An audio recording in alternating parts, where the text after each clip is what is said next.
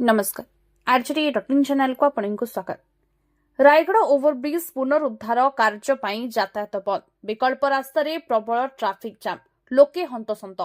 रायगढ़ सहर लाइफलाइन कुआ ओवरब्रिज पुनरुद्धार तथा निर्माण कार्य पई आज यातायात संपूर्ण बंद रही। जिलापाल निर्देश क्रमे आज शनिवार 10 तारिख ठारू कार्य समाप्ति पर्यंत एही कटकणा जारी होईछि। ओवरब्रिज रास्ता बंद थिबारु प्रशासन पक्षरु कपिलास छकरू रेलबाई अंडरपास दे तहसिल छक एवं सिरिगुड़ा छकरू साइंट नेशनल छक पर्यंत बाईपास रास्ता को विकल्प भाबरे चयन करा जायछि। तेबे कार्यर प्रथम दिन ही उभय विकल्प रास्ता प्रबल जनगहली जोगु ट्राफिक समस्या गुरुतर रूप से धारण धरिथिला।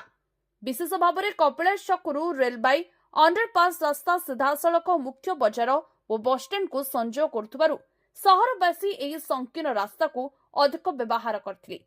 फଳରେ सेठरे गाड़ी मोटर लंबा लाइन देखा मिलता। स्थानीय पुलिस ट्राफिक नियंत्रण पाई मुतयन होइतिले मध्य 2 चकिया 3 चकिया और ठेला गाड़ी भिड़ जोगु स्थिति नियंत्रण बाहर को चली जाइतला। हनुमान मंदिर ठारू अंडरपास जाई शताधिक लोक नाकेदम होइतिले। अन्यपटे बाईपास रास्ता मध्य समान स्थिति उपजितला। कोरापुट आंध्र प्रदेश गुणपुर और मुनिगुड़ा अभिमुखे जाउतबा शताधिक मालबाही गाड़ी बस और कार घंटा घंटा धरी अटकी रहितला।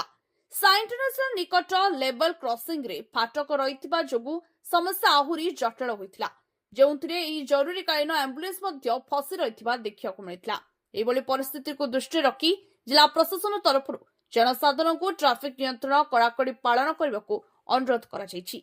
विशेष करी अनावश्यक ओवरटेकिंग न करिबा एवं एम्बुलेंस परि जरूरीकालीन जान को प्रथमे बाट देबाको प्रशासन परामर्श दैछि। सहरर उन्नतिमूलक कार्य पई समस्तंकर पूर्ण सहयोग कामना करा जायछि।